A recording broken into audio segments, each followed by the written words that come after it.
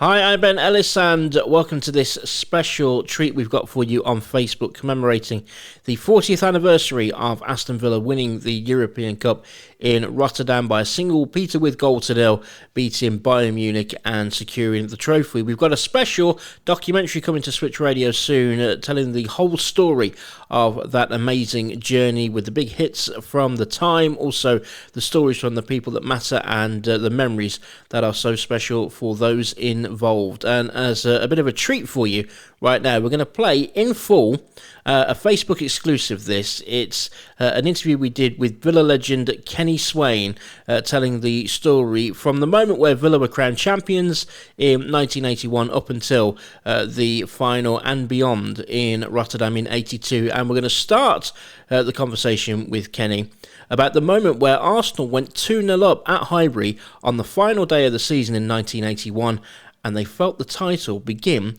to slip through their fingers. Vividly remember it, yes.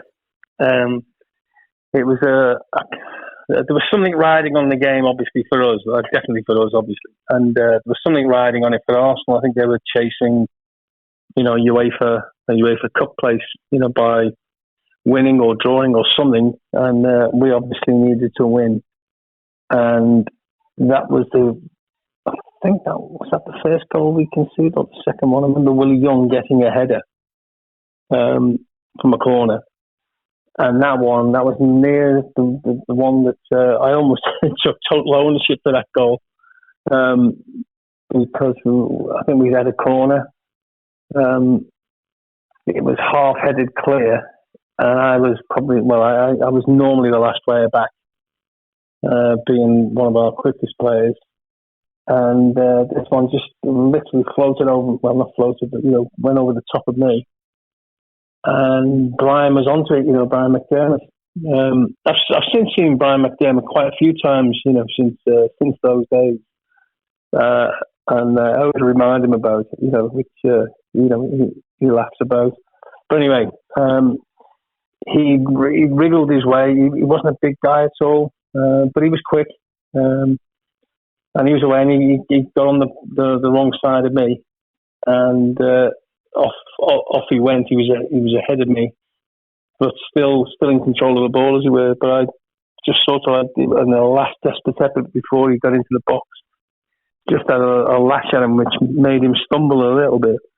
But then I don't even think it was a clean strike. I think it was, he virtually toe poked it after that, and it. Yeah, I think he trickled into the net. It wasn't. I think he shook you off. He got the shot, and I think he went through, Gary Williams' legs and just crept in the far post, past Jim from the edge of the box. Yeah, as I seem to remember. What was the mood like in the dressing room at half time? Obviously, Ipswich are winning as well. Well, we kind of heard, the state of play up there, and I think, at that particular moment, in the dressing room, slumped, on the bench there, inside the dressing room, and I was thinking to myself, God, how, what, why, in my life, I think I was about age 30, 29, 30, whatever it was, and I was thinking that everything was in our hands, or everything was in my hands anyway. And that moment, I just thought, well, that is it. Because I think it was 2-0 at half time. And I just felt totally responsible, totally desolate. But Ron Saunders, to be fair, stayed quite calm about the whole thing, which was probably his way of settling everybody down and trying to get our focus again for the second half.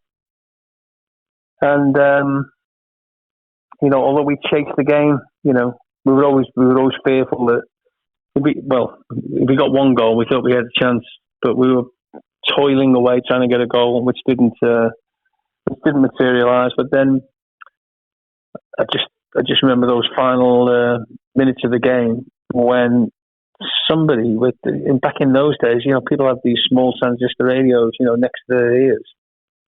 And it spread like wildfire. I remember the ball going out of play on the right-hand side, me going to the, beyond the touchline to pick it up off somebody in the crowd, barely 4 or 5 yards away from the touchline, and I could just see people looking at me saying, you've won it, they've scored, Middlesbrough, they've scored, and it just spread like wildfire from the side of the ground there to the clock end at Highbury.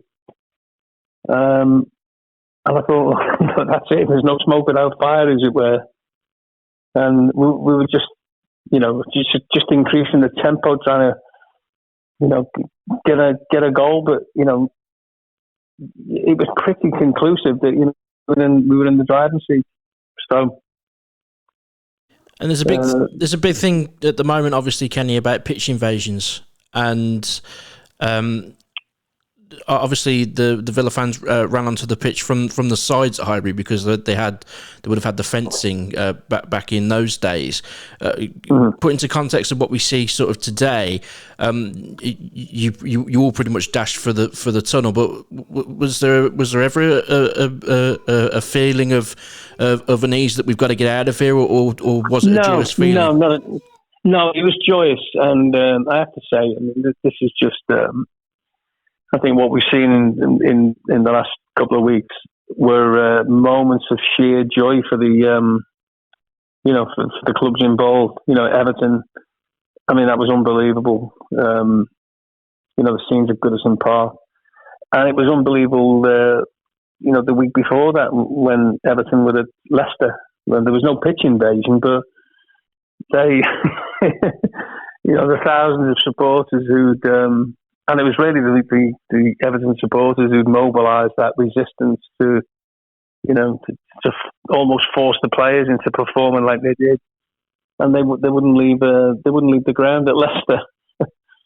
And then of course you've got the other one that occurred in Manchester City, and I think these are just like joyous moments at this stage of the season when things are settled. The fact that 1 or 2 incidents have occurred is probably almost to be expected. There's always one bloody idiot or one nutter who can spoil the party, as it were. But I think the moments of joy that that those clubs and those supporters of the I see it as no great problem really, other than then you need to avoid it because even one incident is enough. People aren't allowed on the pitch, but I think it was all in good intentions. Has it ever occurred to you, Kenny, that you were the last player to touch the ball as the final whistle blew on the last day of the season as Villa were crowned champions? No, I've just seen that on video. I've just seen it on YouTube, and it was a move that you guys did a lot back then, because I've studied it, like a sweeping move forward with Dennis Mortimer picking up the ball, and then you going on sort of on the overlap down the right, and they were just trying to launch one of those attacks, and that's when the whistle blew. So it gives me great pleasure to tell you, Ken, you were the last player to touch the ball as Villa were winning the title. I don't know whether that will go down in the annals of history, but it's nice to know that at least we did really, that second half we were on the offensive all through. But I think Arsenal had, there was a resolve about Arsenal back then. They gained their reputation of always being difficult to beat. And you remember the old sing song for the Arsenal scores 1-0 to the Arsenal, but not in fact on that day it was 2-0. And what your memories of the parade the next day on the bus? Well, those moments, those I can't say days because it was only 24 hours, and then the next day we went out on the bus and you're celebrating again. So it's just euphoric, but you do know that it's after 24 hours, 48 hours. It does subside, and that's when the effect, takes effect then.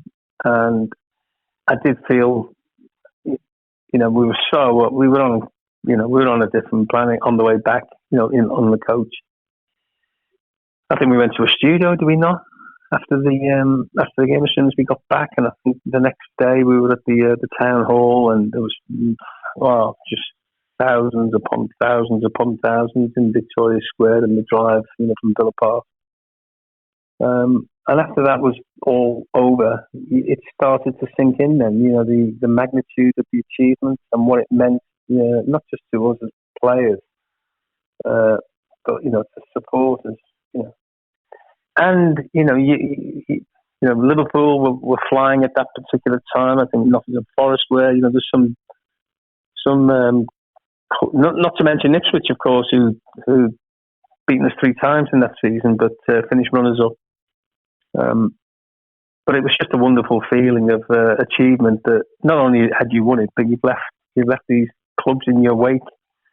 And like the old saying, the league never tells lies. And there we were, on Sunday morning or Monday, you look at the league table, thinking champions. It's an incredible feeling. Yeah, I think it's important as well, given that time. You mentioned Liverpool, Ipswich, Nottingham Forest, double European champions. Be it East or West Midlands, there was something like 12 derbies that season. Villa didn't lose any of them. Yeah, that's right. I remember. In fact, it was quite recently. We were at an event somewhere, and I think Dennis brought up that statistic, which didn't occur to me at the time. But looking back, the Midlands was like it was probably a real hotbed of football, more so than it had ever been before or since. Like with all the derbies and the. Yeah, I mean, if you look at that, I mean, Wolves had won a League Cup in 1980. Obviously, we know what Forest did. West Brom under Ron Atkinson could hold their own with anybody at the time. Even from a Villa point of view, Blues had some really good players in that side back then. Oh yeah, although the City derby of Villa and Blues was a big one. I think we considered the biggest derby was against West Bromwich Albion, because they had, like you said, they had some real talented players there, and they were never at the top 5 or 6, all season. I mean, obviously, with a guy like Ron Saunders, it's very sort of focused, and you all know your jobs, and you're sort of a well-drilled unit. We know all about the 14 players. With the way the media obviously works, they're either fascinated with London or the Northwest. Did you just shut it out, the fact that nobody was on a national level was really talking about you? Yeah, it was almost like I think just historically and traditionally, the Northwest and London and the Southeast, they were the productive areas of the country, for football champions and football cup winners. But like you say, to have had so many derbies and to have so many clubs around the East and West Midlands, competing against each other, just probably didn't get the mention that it should have got. Yeah, so we go into obviously the next season, defending champions. It doesn't get off to the best of starts. Takes a while to actually get the first win on the board. But obviously I don't like to call it a distraction, but there's the European Cup journey that started with Villa of Reykjavik with a nice 7-0 aggregate victory. How did it feel playing in the European Cup for the first time in that first leg against Villa? Well, we knew, it was a bit of a. I don't know how it was seeded. I don't know whether it was seeded or not. I don't think you were likely to play Inter Milan, or somebody like that in the first game.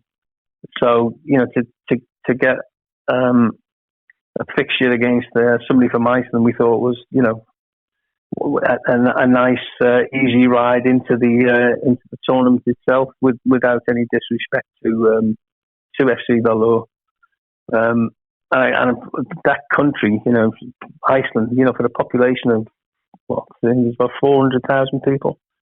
Over the last 40, 50 years, they've been punching way above their weight, and also provided some outstanding international players who've gone on to play for European teams. Yeah, so it was a nice, easy ride into the tournament itself. But then, obviously, the next one was Dynamo Berlin, and you're looking at, back then, the wall was up, the Berlin Wall was up, and that was a formidable, journey and experience in itself. But at that time, Eastern European and Russian teams were, powerful outfits, certainly physically. Obviously, we know how the story ends, and we know the important part that Nigel Spink played in the final, and we'll get to that. But along the way, some of the performances from Jimmy Rimmer. I mean, the save off the rebound off the post from the penalty, 1-1 in that Berlin game, was incredible. Yeah.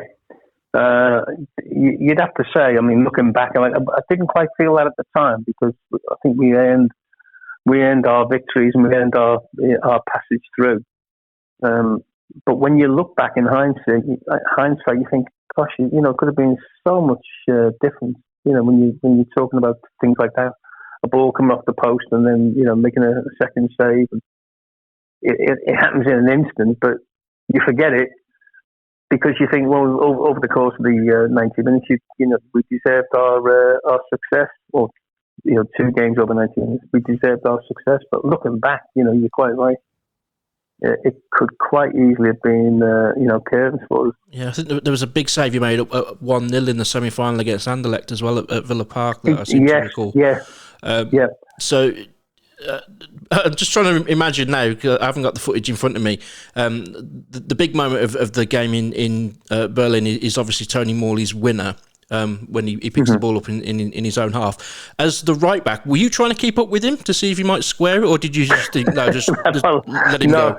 I think I was just trying to keep up with him. I was in his wake, I think, but he did score 1 or 2 goals like that season, and even if he didn't score, that was one of his hallmarks. He would pick it up and he would go at people, and that was as far as defenders are concerned. I'm talking about us now as defenders. If our forwards have got the ball at their feet and they're actually taking all the pressure off us, and all we need to do is just stay behind in support of it. But it did give us a relief, and Tony did have that ability to go at people 1v1 and retain possession of the ball. Yeah, and important as well, because the return leg was a 1-0 defeat at Villa Park, which meant you went through on away goals. Yeah, and that was the tough one. But of course, with those away goal things, trying to keep a clean sheet, and I mean that I think a lot of people overlook the fact that Berlin team were probably our toughest. Well, they were. I think they were our toughest opponent in the whole of the year. And I mean, I'm probably including Bayern Munich in that respect as well. Absolutely. They were probably our toughest opponent. So that's the back end of 81. The European Cup takes a bit of a break for a while. The busy sort of league programme starting to improve, but it obviously not to the levels it was in the previous season. And then from a fan's point of view, I'm talking the bombshell in February of Ron Saunders' resignation. Where did that come from the players' point of view? How did you react? How did you feel? Yeah. Well, shock. I wasn't aware of anything going on. There were rumbles, there were innuendos about the relationship between him and the board at that time. There always were, though, weren't there, Kenny? There's always something going back like 2 or 3 years. They were always trying to get at Ron Saunders and try and, from their point of view, pull him back in.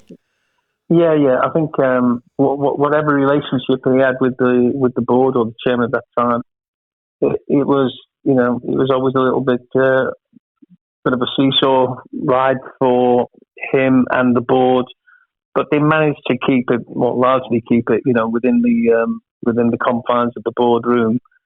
But when it was announced, they actually walked away. I think it was just like shockwaves. food to everyone. But having said that, within 24 hours, and you go into work the next day, it's just like, I don't know. Other industries, you go in one day, somebody's missing. You go in the next day, and he's gone. You can't do anything about it. You get on with your work, and that was exactly what we did. We just got on with the work. And strange as it might seem, if nobody was there, nobody turned up, and no staff had turned up, we'd have probably just had a training session ourselves and got ourselves organised. Because I think, when I look back, we did have a squad of not just talented players, but real hard-working, sound, good, honest professionals. That was the common denominator throughout, who were worked hard from day to day and really didn't need much, tweaking, no more than that. It didn't need much more to get the best out of them. And to be fair to Tony Barton, when he took over, he didn't mess around with it too much. I think he saw that this was a well-oiled machine, and just keep squirting the wheels a little bit, and it'll keep going. And I think he did that sort of successfully. Yeah, I'm sure that was his strategy. Yeah, I've heard it said about Tony Barton that obviously wasn't, not in terms of longevity, but in terms of the effect. He was the Paisley to Saunders Shankly, in terms of just like a chalk and cheese in terms of a character. But knew what it was about and had the same determination and the same will to win as the guy who was there before. On Ron Saunders, though, Kenneth, what was your relationship like with Ron Saunders from player to manager? Yeah, player to manager, great. Really sound. You knew where you stood with him. That was for sure, and I knew where I stood with him. But you can't say this about, or you can't use this word too often. But I thought there were times when I felt I hadn't done as well as I could do, and I thought this is an opportunity now for him to pull me out of the team or whatever. But I there's sometimes I was on the team sheet and I thought, wow, that was loyalty, and it's not a quality you throw at somebody, who's your manager in football, because that's the last thing. You'd be thinking about loyalty, because the first thing they're thinking about is the result and doing what they think is right. And loyalty and sentiment does not exist with most managers, and it didn't exist with Ron. So there were times when I thought, well, he's just being loyal, and because of that, I think it made me feel I've got to work hard. I've got to try harder. Yeah, that's interesting you say that, because you look. Obviously, along the line, you've got Alan Evans and you've got Ken McNaught, who are solid. They're stalwarts. But then over at left back, you've got either Gary Williams or Colin Gibson. That was the one in the total season, the one that was chopped and changed a lot. And so he's willing to change those two at the drop of a hat. But you're still in the side. I find that interesting. Yeah, and I think obviously they were both younger than myself, and maybe not as experienced as myself at that particular time.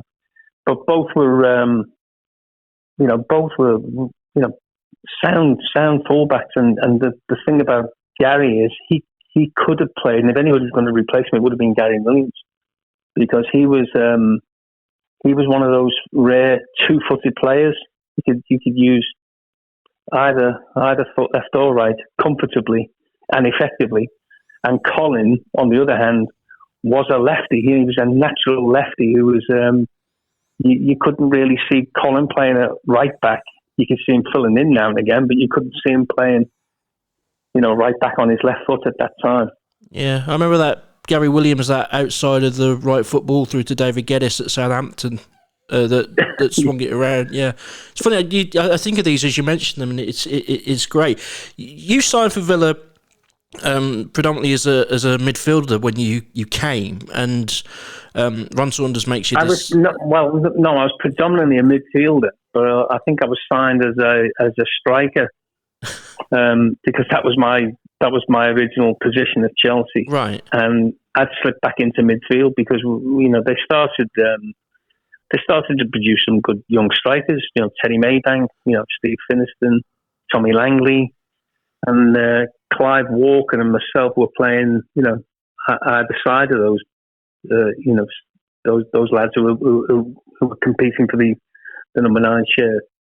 And I'd slipped back into midfield, as it were, not central midfield, but, sort of a 4-3-3, right side of midfield or left side of midfield. So, but I was mainly a striker, and I think when I say I was signed as a striker, I think I was signed to fill in for the loss of both Andy Gray and Brian Little, who were the I'm not going to say stars of the shows, but they were a big reason why Villa were as good as they were back in those days. And both of them were injured, and I think I'd come in there to basically play up top with John Dean, a young John Dean. And that's the way it worked out for 6 months. And in that time, of course, both players were striving hard to recover. Andy did recover, from his injury, but Brian, sadly, that was probably the start of the end of his career. Yeah. So you've ultimately replaced John Gidman then.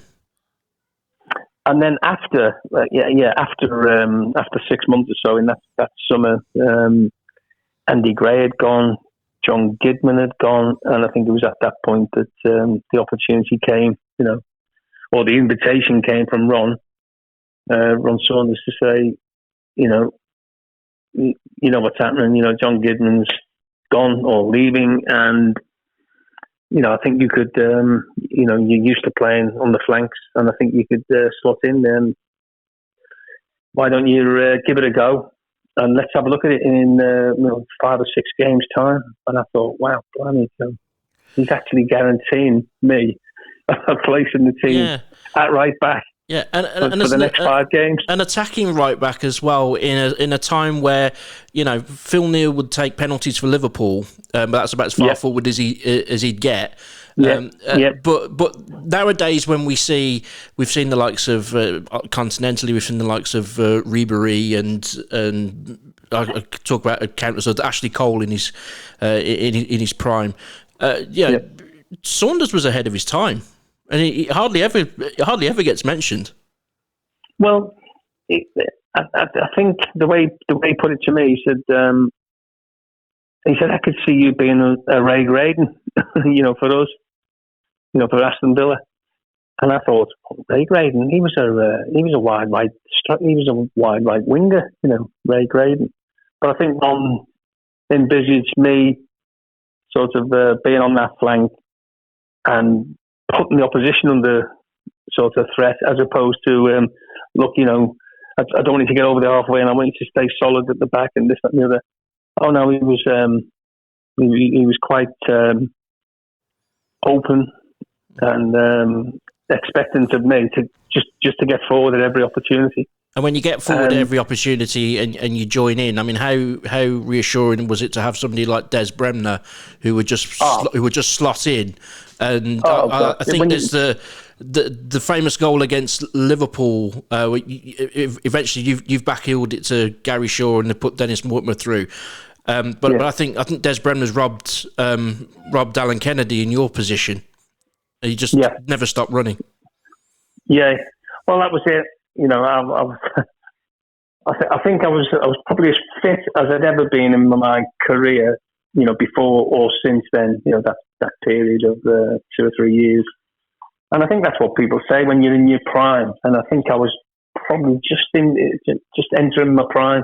I think, for some players it can be 26, 27. And I think for me it was more like 28, 29, 30. And Des was as fit as a butcher's anyway, and to have Des just in front of me, wow. Well, I never felt we'd ever get overrun at all. Any of our opposition, it doesn't matter who we played. I knew we wouldn't get outrun, outworked. If we were going to suffer, it would have been through our own mistakes or misjudgments. Absolutely. So back to the European Cup in the February 2-0 victory against Dynamo Kiev. Obviously, we see Kyiv, as we call it now, a lot on the TV these days. There's a bit of folklore, isn't there, about the conditions in the hotel on the return leg? Yeah, it's been well publicised, and it was true. It wasn't. I don't know. Well, we didn't have any choice. As far as we were concerned, players, everything was organised like it always was or is in football nowadays. And once we got to that hotel, we knew there was no chance of us getting out and going elsewhere. We just got on with it, as it were. But it did raise a few eyebrows, and there was a few mumbling and grumbling and groans, from the players and indeed the staff. I think we just felt we'd been sort of hoodwinked a little bit here on the standard and the quality of the hotels. But a goalless draw takes you through 2-0 on aggregate to the semi-final. At what point, Kenny, did you start to think, hang on here, there's a real opportunity here?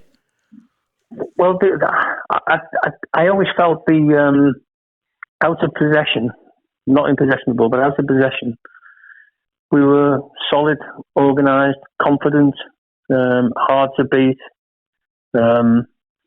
assured with everything we did, and the only real threat in those games was, the star of their show was Oleg Blokhin, who had a fantastic career, and I think he went on to manage the Ukraine. I think he did, yeah. I think he ended up being a manager. But anyway, as a player, gosh, he had some strength and power, that was for sure, and obviously ability, and trying to keep him quiet, for the likes of Ken and particularly Alan Evans. That was a real challenge which they met, and to sort of like snuff him out of the game was no mean achievement. So we're on to the semi-final. It's Anderlecht. Belgium's not known, not these days anyway, for the strength of its league domestically, but at the time, Anderlecht obviously a very strong side. One of the patterns I've noticed looking back at the run all the way up to the final is relatively early. I'm talking the first half, particularly against Kiev and here Anderlecht. A goal in the first half of the first leg at Villa Park that as you say, being very defensively solid, you've got something to hang on to. Yeah, and of course keeping them. I think it's different with Dynamo Berlin, but keeping them quiet, at Villa Park, and only going away with one goal, they'd lost their opportunity to score an away goal. So straight away, that's a confidence booster. I always think if you're drawing at home in the first leg and you can keep a clean sheet, even at 0-0, it is still a worrying result, 0-0. For the opposition. Yeah, you feel like you're going into the away leg 2-0 up, don't you? Well, you feel you're going into almost 2-0. But if you're drawing 0-0, the away team in the first leg have lost that advantage. So when we're going into Anderlecht at 0, if it was 0-0 at Villa Park, we'd have been expecting to maybe get a goal, and at that point, you're then asking Anderlecht to score too. I think 0-0 is a really dangerous scoreline for the away team because you've lost your opportunity to score an away goal. Yeah. You've lost that advantage. A rule that doesn't exist anymore as well. Exactly, yeah. They've got rid of. So the away leg, obviously, it's tight, it's tense. I think Peter Wiff had a goal chalked off for offside, which probably would have eased the nerves a bit further. The story of that night will be the disturbance behind the goal, which disputed was a soldier who was there. Who was he pretending to be a Villa fan or something? Yeah, that was the story anyway. And it was a momentarily. It there was no threat, no fear there, other than what are all these people doing here? And of course, the police were, the security people. They had those Belgian police dogs, the Bouviers, and they were on the pitch, sort of like trying to get everybody off. But I think it was the fact that somebody was on the pitch while the game was in action, and I think the referee obviously had to stop it. And I never felt that UEFA were going to punish us for that kind of an incident, even though there was talk in the media about it could well be replayed or sort of turfed out. But I never thought it was going to be a major thing, a major decision. There's been a lot said, obviously, about Tony Barton didn't change a thing. He kept everything going as it was from Ron Saunders leaving. But I would just press you, Kenny, on this. From the moment of getting through from the semi-final, you've still got about 3 or 4 weeks left to go in the season. Do you subconsciously think, I don't want to ruin my chances of playing the European Cup final here? Or because you wouldn't have been allowed to do that under Ron Saunders, I would suggest. But did you not feel that? Maybe. No. I mean, nobody plays to avoid injury. Nobody ducks out of a challenge. Because if you duck out of that challenge, chances are you probably cost us something anyway. So I never feared. I never had that in my mind. I was more concerned personally, and I think the players would probably agree with me. They're more concerned about maintaining their form. But we knew in the European Cup matches that we had, we were in terms of mentality. That's when we were at our best in that season, of course, because I think we finished. Where did we finish? 7th, was it, in the table? It definitely picked up in the second half of the season, sort of domestically, and that good form sort of carried over into the European games. So I think they were. That was our target. Yeah, because I think it was obvious we weren't going to win the league again. That was obvious. That was clear. And so I'm not saying that we relaxed in any game or whatever, but that was our number one target that year, was to win the European Cup without a shadow of a doubt.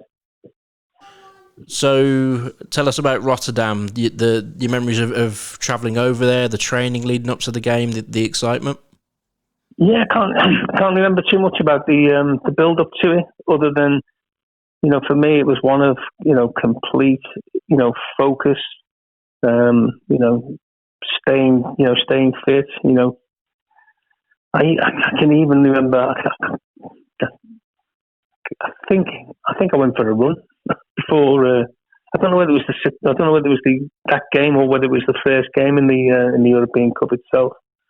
But I remember thinking, well, I'm going to go for a little trot before the night before the game, just to make sure that I was 100% like trim, fit, ready to go. And I can't remember whether it was that game or the very first European Cup game. But anyway, our sole focus was on that final game. Nobody talked about it. Nobody was too excited. Amongst ourselves, it was just personal. I think like a personal focus for everybody, without really discussing it or getting too excited about it. We knew it was looming. It's coming up. It's 2 days away. It's a day away. And now it's today. It's happening tonight. So just from my point of view, it was like living with a pair of blinkers on when you were training, living with a pair of blinkers on when you went to bed at night. And, on the day itself, you just, it is just like putting blinkers on and blotting everything out. Your sole focus is the game. Who did you room with? Dennis Mortimer. The Kirby boys. Yeah, Dennis and I usually shared rooms.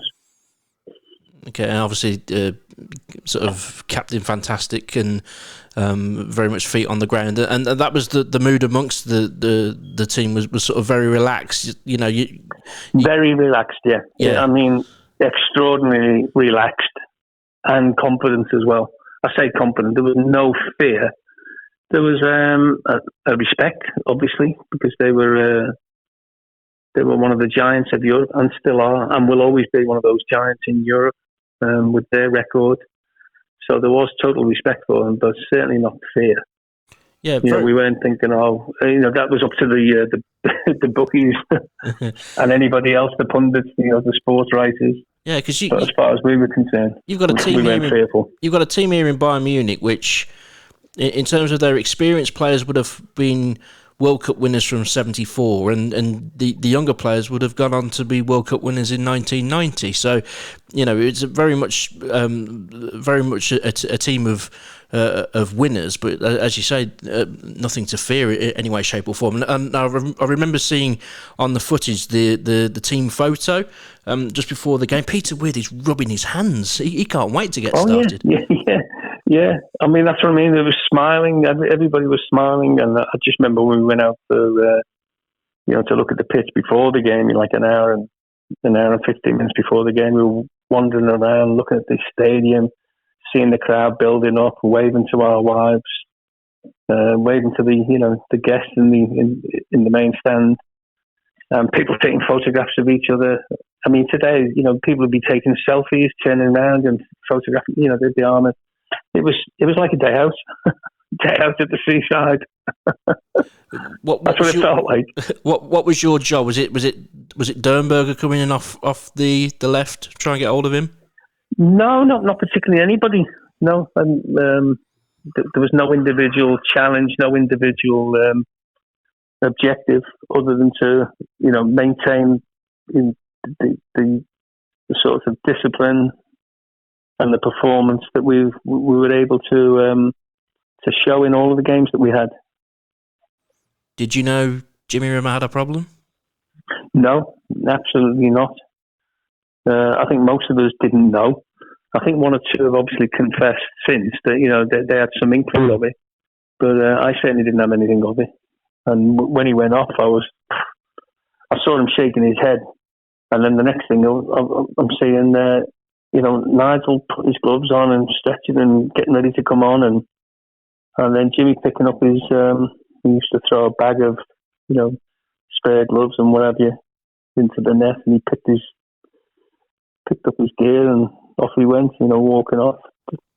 Always had a theory. And then about... Nigel, when Nigel came on, and because I can't even remember playing because I think he played one game before that.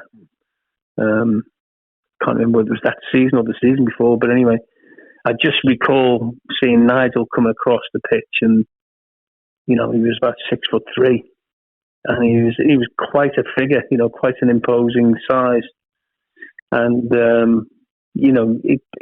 when you see a big goalkeeper, a tall goalkeeper like that, it does give you a little sense of security. Yeah, I mean that again. That's his early touches, his early touches really set him up for the kind of performance that he showed that day. Yeah, I was just going to come on to that. I mean, it helped him really. He was defending the goal where most of the Villa fans were in the first half, and I think 20 seconds after coming on, they just pumped a high ball which he could just take unchallenged, and got an almighty cheer from the Villa fans behind the goal, and then that really settled him down. Yeah, and it was good that for us, and he exuded confidence, calmness as well, and you were less worried about what. I wasn't worried about anything behind me. The only thing I was worried about now was in front of me, and yet in those early stages, I was more concerned about what was behind me and what might be or might not be. But I think after this first couple of touches of the ball and the calmness that he showed and the authority that he showed in there, that was beyond not just his years, but beyond his capabilities at the time. I think that reassurance that goalkeepers give is priceless. That's part of a goalkeeper's not his job, but it's part of his personality. If he hasn't got that, if he can't exude confidence and organisation and communication with his back line, particularly his back line of defenders, But doesn't that go back to Ron Saunders' sort of legacy in many ways, Kenny? That the club was organised from the very youngest youth level right up to the first team. Every team played the same way, and the structure was there. And if somebody had to come out from the team below, they could just slot in, and they know what their job is, and they know what their responsibility is, and they're professional. Yeah, I'd like to agree. I'd like to agree with that. I mean, I couldn't. In all fairness, I couldn't say it with conviction that that's the way all the teams play. But I do know those boys. The younger players. I'm talking about Colin Gibson, talking about Gordon Cowans, Gary Shaw, all those younger players.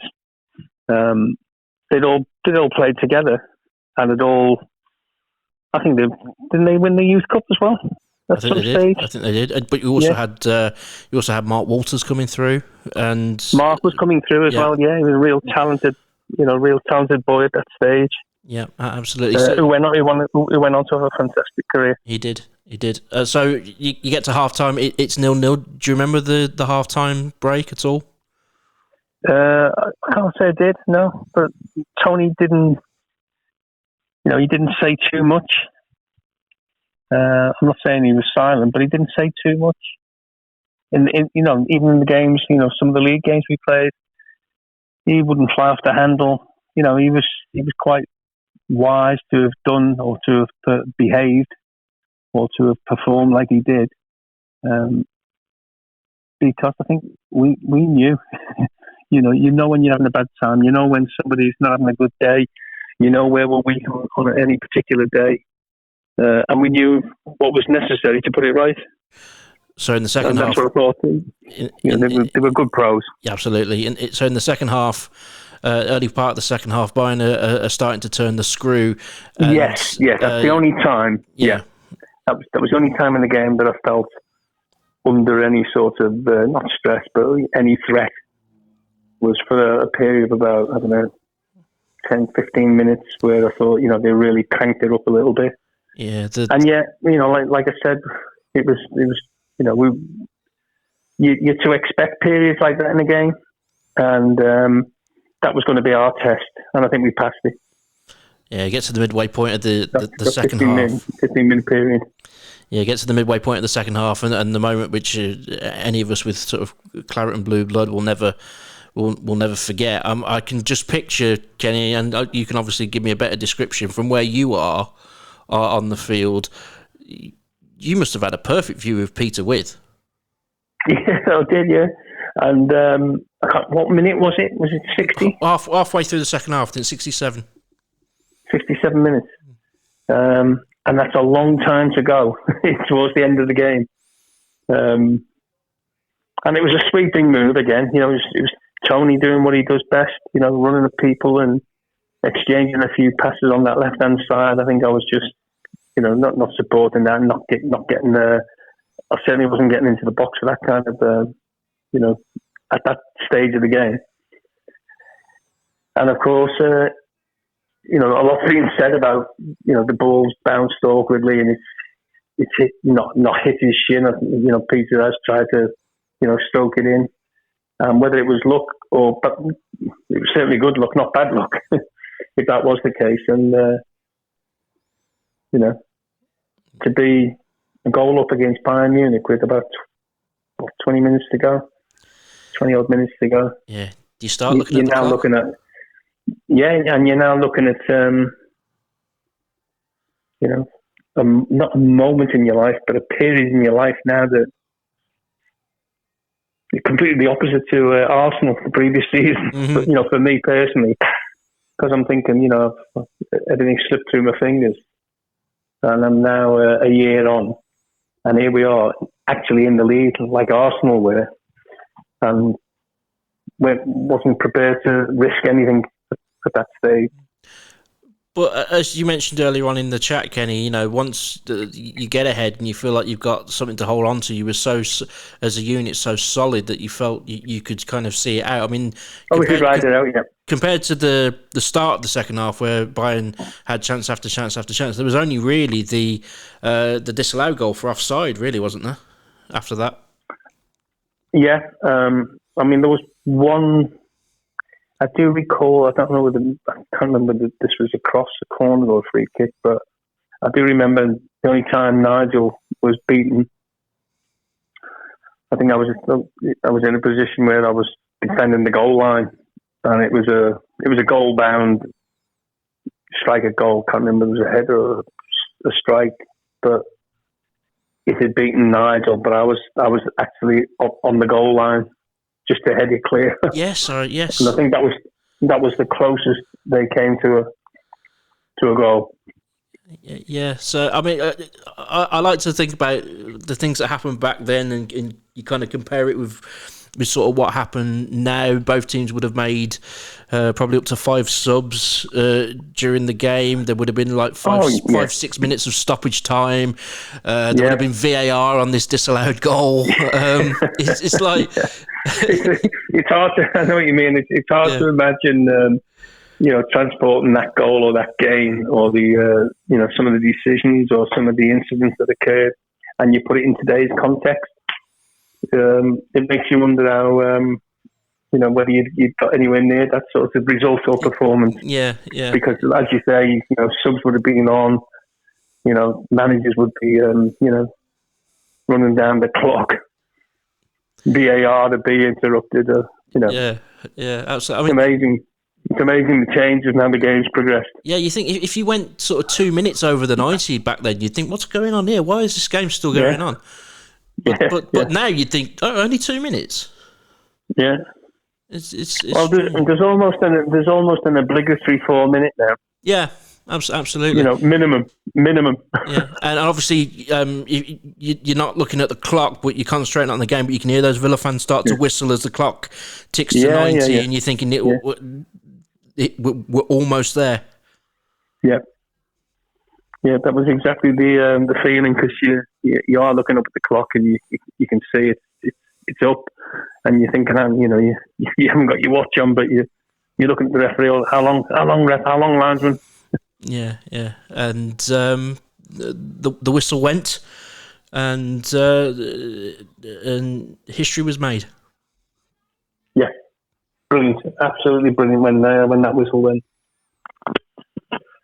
I did think at that point, I mean, it was the same as the Arsenal game. Just the feeling of joy, accomplishment, almost like you just like rerunning your life.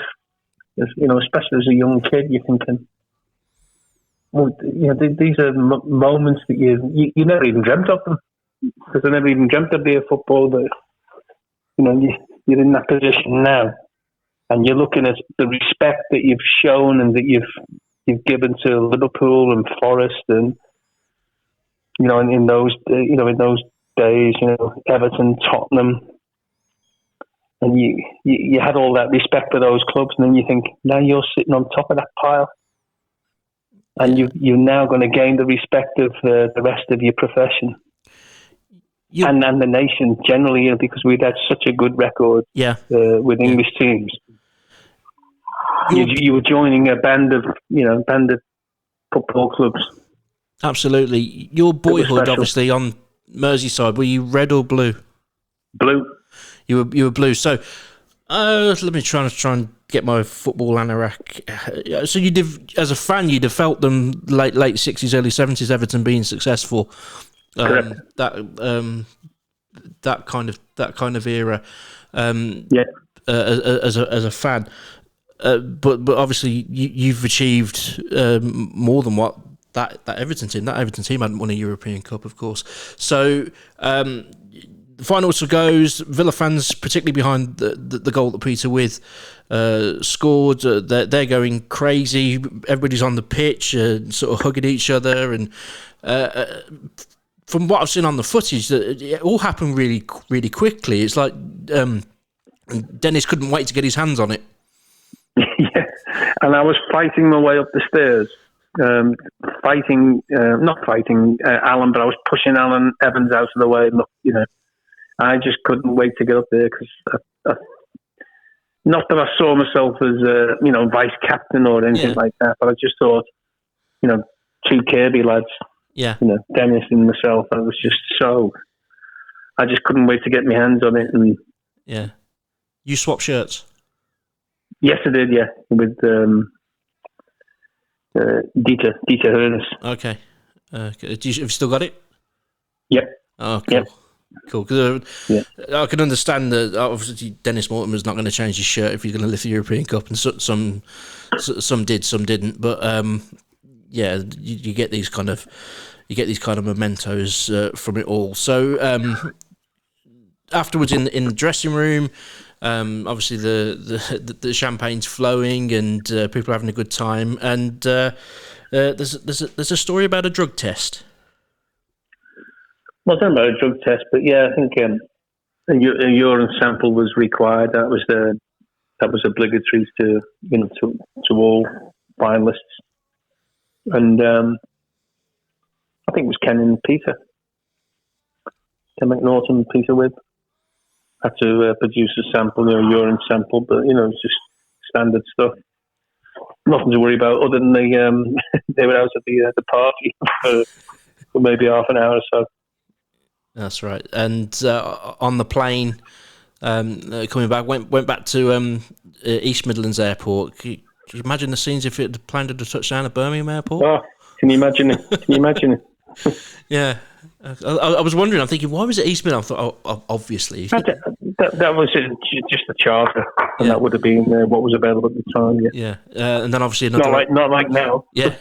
Another open-top bus back to town, and sort of wild celebrations, and obviously we go into defending the trophy, getting through to the quarterfinals.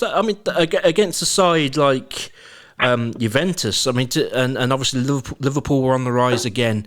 To I think a year later win another European Cup, to get to the quarterfinals in defence of the trophy. That's not an achievement that should be overlooked. No.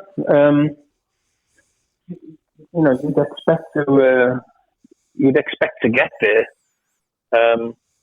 but in actual fact, I'd left the club by then anyway. That summer after the European Cup in '82, I think I'd barely played 3 games at the start of the season, and I think that was time Tony thought to make any changes that he wanted to make, for whatever reason. And I guess I was paced out. But having said that, I was paced out and straight down the road to Nottingham Forest and Brian Clough, which was an amazing, experience for me at that stage. To be not only to be winning the European Cup with Villa, but then joining a double European Cup winning team, and a manager like Brian Clough. That experience alone was one you couldn't turn down. Absolutely. So obviously you're one of the first ones to sort of depart the club, and it's been sort of well documented about the way the team was broke up, the politics off the field at Villa. Is there a feeling of regret there that if you'd have only been kept together for 2 or 3 more years, that more silverware could have been? Yeah, I think at the time I was thinking, wow, league win, European Cup win, defending the European Cup that year. I can't remember now in terms of average age where the team was or where the squad was. It probably wanted strengthening anyway. But as far as I was concerned, I just thought, there was probably another couple of years in that team, that squad of players. Even if you just tinkered and brought 1 or 2 players in, it was probably solid. There was enough legs in it, for another couple of seasons of success. Yeah. An FA Cup would have been nice, wouldn't it? It would have completed the set, really. Well, yeah, but that's not the way. That's not the way it works. And so, taking the opportunity that I took was, you just couldn't possibly turn that opportunity down. Well, I'll tell you a little bit about myself. I was born 36 days after the European Cup final in '82. Wow. Wow. How my mother You've done didn't go some good into research then. Yeah, well, it's we say we didn't choose, we were chosen. How my mother didn't go into labour that night is beyond me, but that's another story. But I was there last Sunday, and as I say, I've watched the footage, I've heard the stories, I've read the books, I've spoken to people, but just before, when you all came out and you had the Guard of Honour, and then when you walked around with the trophies at half time, and I was sitting there in the press box, and I thought, I actually feel it now. This is even if it's not the same, even if it's just a fraction, I actually feel it. Right. I actually feel this, and I think I can understand that. You know, you felt it. Yeah. It's not obviously a fraction of what it must have been like for those people in Rotterdam or the people who were watching on TV, or not just the European Cup, but the people who were at Highbury in '81. You know, it's I actually feel like I support the club that did win those things now, and I thank you all for that. I mean that seriously, Kenny, from the bottom of my heart. No, I'm sure. Yeah, I felt so honoured, and I don't know, a real sense of achievement when it's being recognised and honoured like it was by the club. I mean, the club made an absolute made a great day of it for all the players. Yeah, not just the day, but the weekend itself. Yeah, was a fabulous tribute from the club. Yeah. And for all our supporters to share. Our thanks to Villa legend Kenny Swain. Fascinating insight into the story of Aston Villa winning the European Cup 40 years ago, and mentioning there the celebrations at Villa Park this past weekend. It was very emotional indeed. Don't forget, we've got our special documentary, Oh It Must Be, and It Was, telling the whole story of Villa's triumph in the European Cup final in 1982. That is coming soon to Switch Radio. But in the meantime, we're made for Birmingham. This is Switch.